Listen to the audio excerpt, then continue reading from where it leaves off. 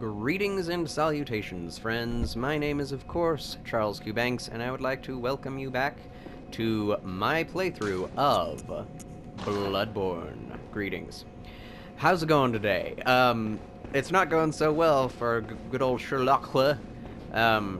He basically says, you know, how would you say it in French?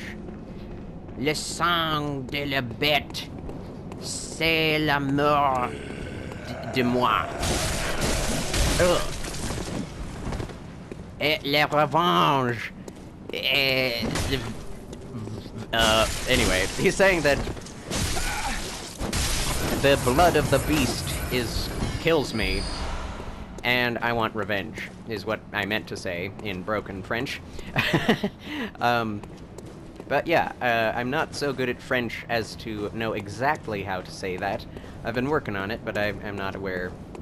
So, what he means by that, good old Sherloque, is that we died a whole lot last time. We basically got our heads handed to us on a platter. And so, what needs to be done is I need to grind in this level, not for my own leveling, you know, abilities to gain... Hey, this guy's toast.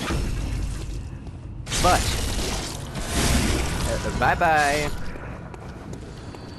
The leveling is not so much the point. The point is to farm souls, grind for souls. This is the way I went before, to get to the Valley Hamlet, which unfortunately got, you know, was not recorded. And so I'm going to grind for souls in order to buy a special talisman, a special crest, which will allow me to get in further into the Cathedral Ward. I usually go this direction. Oh, hello, you've noticed me. Good Pitchfork-san. Pitchfork-san! That was quite late. Quite late again. He just wants buckshot in the face. Ugh. Stay away from me, you dog.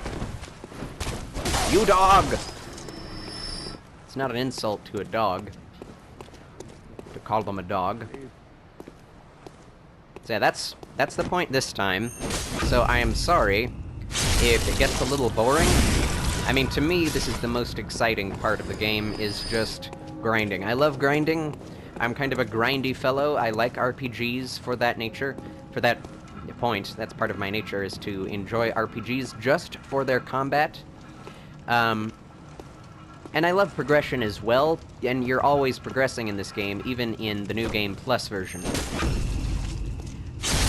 How did you not realize, good sir, that thine compatriots were murdered before thine eyes? I'm not sure. These are dim-witted beasts already, so, yeah.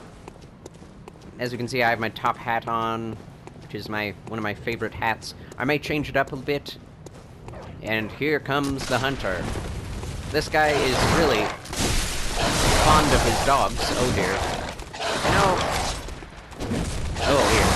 Oh, this is the perfect storm. Oh no. Take it. Oh dear. That was difficult. I needed my cane in that moment. Quick tacts are best against the beast. Guns aren't so great in this century, are they? No, no, no, no. Yeah, so here's... Oh, don't call me a beast. Who you calling a beast? Take a look at yourself. Yes, aha. Here is the, lever that I already pulled. And I just love these interiors. They're very well done. Picked up an item here, and there is someone down there who's looking to ambush me. You can hear his little stippy steps. And, it's not gonna work on me. Ah! The ambusher became the ambushee. Ambushy! Okay. I have heard that there are invisible walls in this game that you can destroy to get through, and this poor person died in prayer, which I guess is the best way to die. But may have not been the best time to be praying. I mean, all the time is the best time to be praying, but may have not been the best time to be, you know, prostrating thyself when you are in the midst of beasts. So I don't think I'm going to go down into this crypt yet. Like I say, I'm just going to be grinding for lives. So I actually have some topics here to talk about, if it gets a little boring. And the first of all is the movie Le Pacte de la Loup, which means the Brotherhood of the Wolf, or that's the English title of the movie. And I just watched that movie recently because I heard from very reliable internet sources. All internet sources are reliable, of course. Yeah, I'm being very serious there. Hello, good sir. I'm amazed that hat still fits you. Your head did not follow suit with the rest of your body. You have a large axe. Well, you know what? I have a large axe. Let's do this thing. Well, I'm a little far away. You're not paying attention to me. How rude of you, sir! One should at least acknowledge the presence of another gentleman. Oh, goodness. Holy moly. Yeah, this guy has given me troubles in the past. Oh. Excuse me.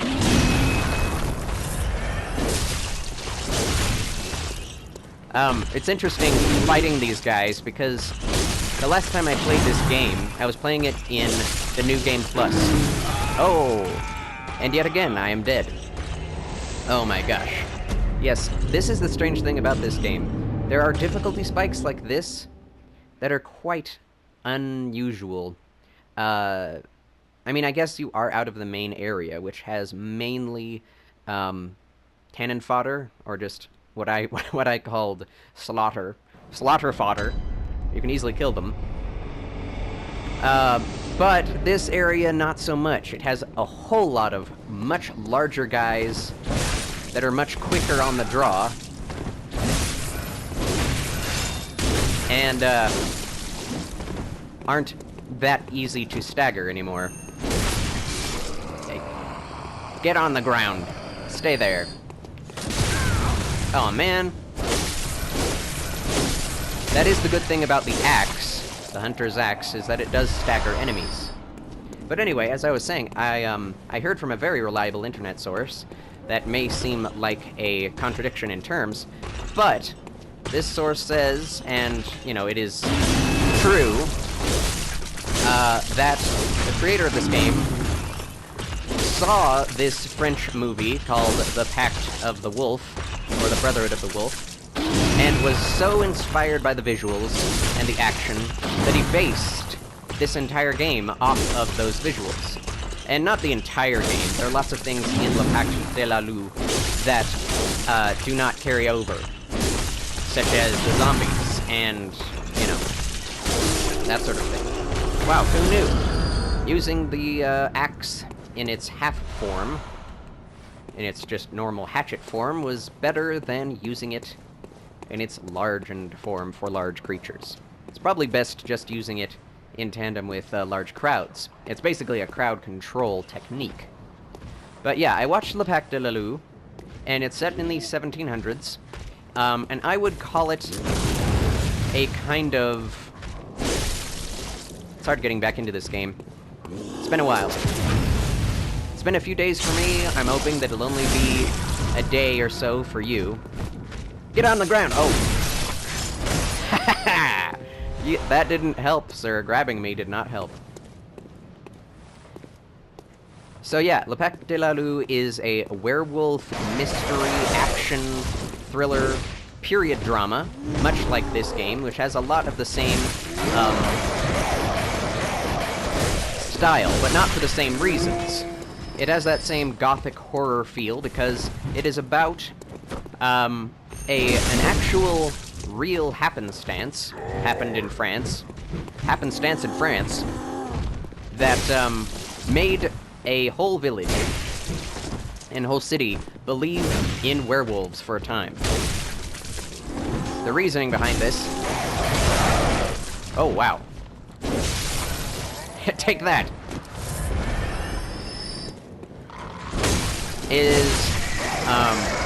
Many people were dying of monstrous wounds, which caused the village to go out in numbers, en masse, to destroy all of the wolves in the surrounding areas. And 90% of the wolves in that area were destroyed, and there are no longer any wolves in that area. They may have, you know, repopulated them in modern times, but you see that guy over there? That guy needs my axe. And my axe. And so that happenstance was so massive, it's become a subject of much scrutiny by the paranormal activists, I would call them, to look into the historical truths of that season of time and see whether or not there were werewolves in the time. And that's what inspired this movie. And there is a creeping thing over there that needs to be dead. Oh, dang it.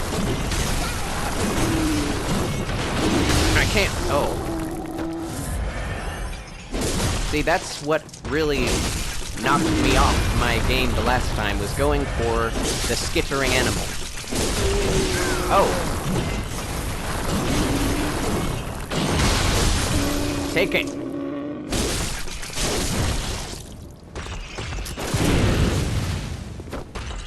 Yeah.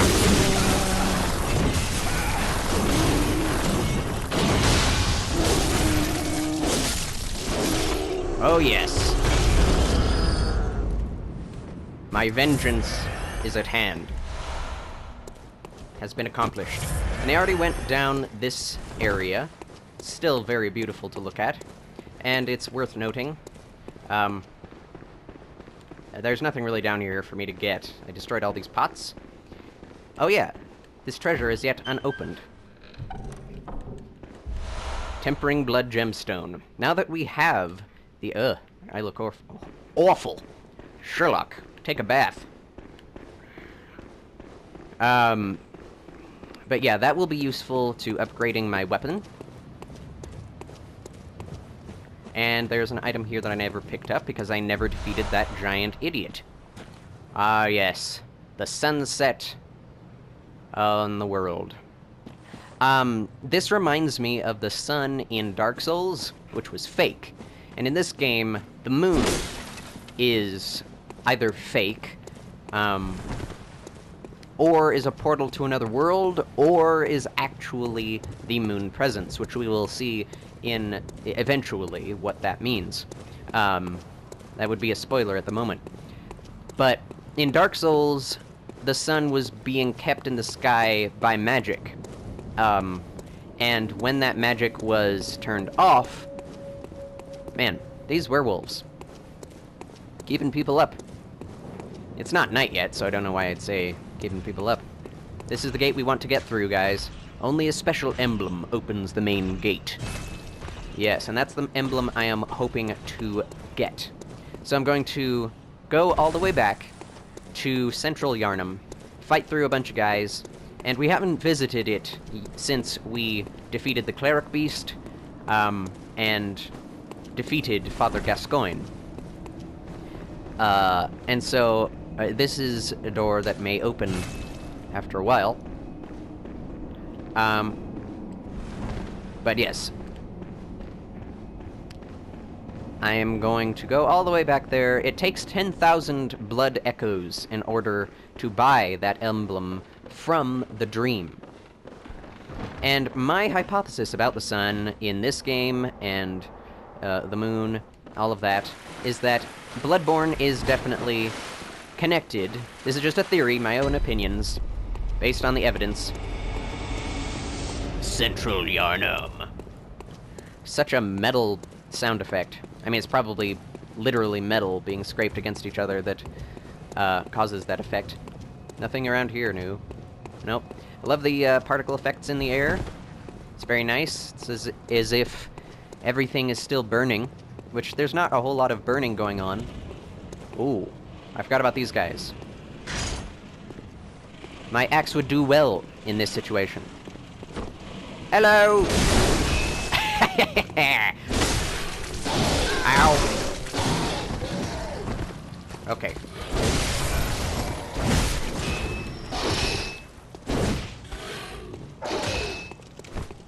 Yeah! Wow, this axe takes a whole lot of stamina. Now, my hat, while stylish, doesn't really suit me right now, so I may go back to the hunter hat, the Yharnam hunter garb. Yeah, that's my favorite. And speaking of Le Pacte de la Lue, this outfit in particular, and with the Yharnam hunter garb, was drawn exactly from Le Pacte de la Lue in this game. And I agree, I've never seen this kind of uniform used before. I mean, I've seen, you know, of course, the tricorn and things like that. But when it comes to... Take a shot. When it comes to the tricorn with the mouth coverings and, you know, the long trench coat, I've never seen that before. But it was apparently a pretty popular mode of dress in the 1700s for people going out in the rain or people going out riding. It's basically a rider's or knight's, you know, garb or uniform that can help keep you from breathing in dust and particulates while riding horses. And that also makes sense because it's such a long leather trench coat, basically. And they used that for the two main characters in the opening area of Le Pacte de la Lue. The opening scenes. And those are probably the most iconic scenes because they include, you know, this uniform as well as a scene where the two main characters get in a massive fight with a whole bunch of thieves that were, of course, paid for by the government for attacking a small group of travelers. Well, you know, a father and his daughter. It's, you know, a very small group of travelers. And instead of, you know, shooting at them or just going at fisticuffs, the guy uses an actual bow staff to defeat all of the assailants by himself using martial arts. Okay, in the rain with this trench coat and the, you know, the face flaps on. Face flaps sounds grotesque.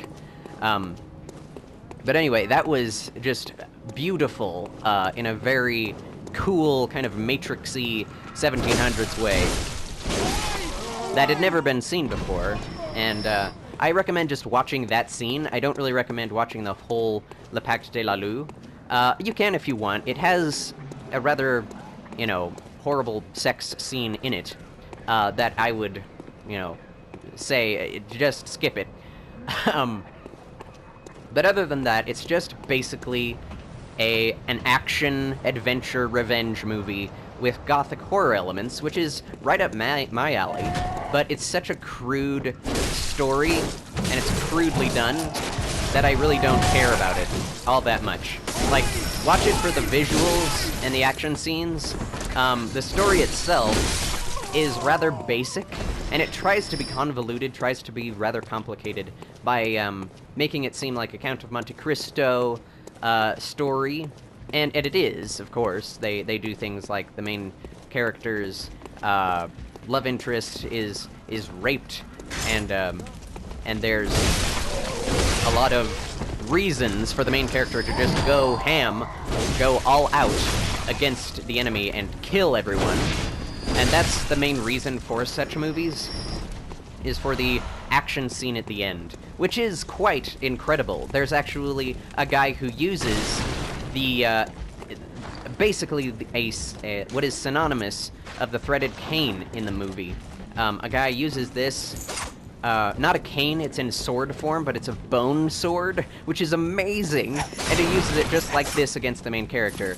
And it's just, oh, it's so cool. Like, the coolest action scene, the coolest weapon ever imagined.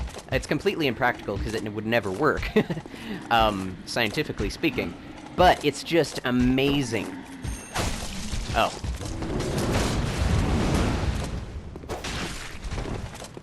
This weapon doesn't have very much attack on it. Take it! Got all my... Oh, yes! Revenge! This is the episode of revenge against all of those enemies which I could not defeat before. Excellent. What did I get? Let's look at some items now. Fire paper. Coarse paper that applies fire to weapons when rubbed. A hunter tool found in the Healing Church workshop. Since the tragedy that struck Old Yarnum, fire has become a staple in beast hunts and is thought to cleanse impurity. Certain types of beasts have an abnormal fear of flame. I don't know why I went into a northern accent right there. We got the bold hunter's mark. Dangling upside-down rune etched in the mind of a hunter. The image upon this parchment allows one to envision the rune with clarity, allows a hunter to awaken again without losing blood echoes, a trick that seems nearly too good to be true. Which is very interesting. So this is the symbol of Bloodborne, and the bold hunter's mark allows you to go back to the hunter's dream, or out of the hunter's dream, without sacrificing blood echoes, which the normal rune does not allow you to do.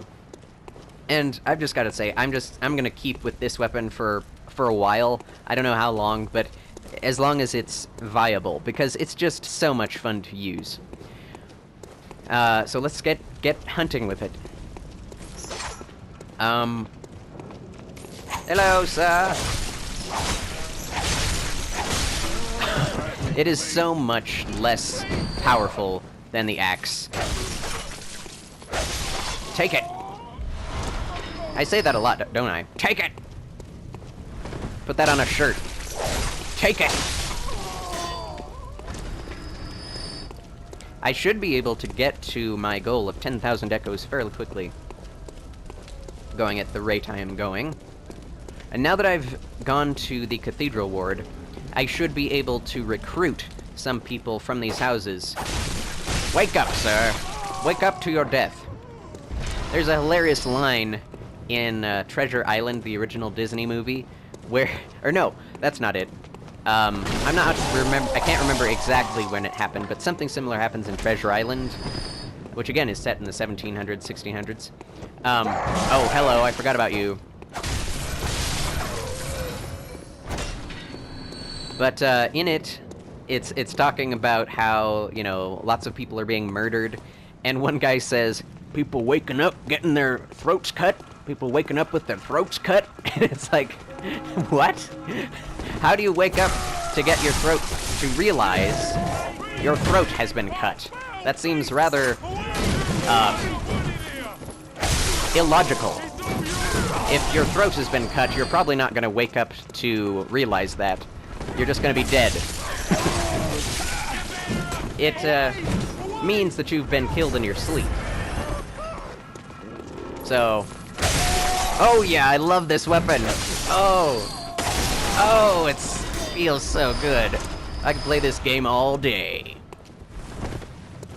Could do this all day. Shut up, I'll get to you soon enough. Oh dear. See, even though you upgrade your stamina all the way in this game, it's never like you always have stamina. Oh dear. That guy had the exact same timing for his attacks as I did, which is not a good thing for me.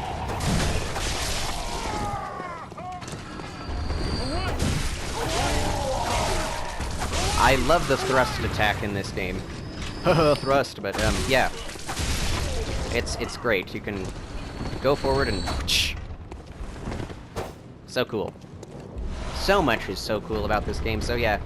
Le Pack de la Lou, if you're not a real film lover, you don't need to bother with it. If you're an action film lover, you'll definitely love that film. And if you really love Bloodborne, then, you know, go ahead and see it. Skip the sex scene if you can. Find out when it happens, and you can easily avert it. Avert thine eyes!